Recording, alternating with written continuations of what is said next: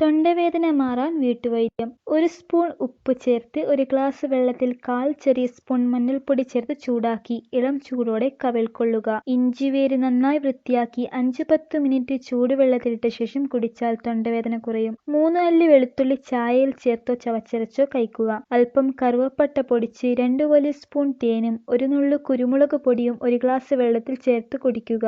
2 വലിയ സ്പൂൺ എള്ളെണ്ണയും 1 വലിയ സ്പൂൺ തേനും ചേർത്ത് ദിവസവും 3 നേരം കഴിക്കുക. ഉപ്പുവെള്ളം തുടർച്ചയായി വായിൽ കൊണ്ടാൽ ബാക്ടീരിയകൾ നശിച്ച് തൊണ്ടവേദന കുറയുന്നതാണ്. തൊണ്ട ഉണങ്ങാതിരിക്കാനും തൊണ്ടവേദന കുറയാനുമായി ധാരാളം വെള്ളം കുടിക്കുക.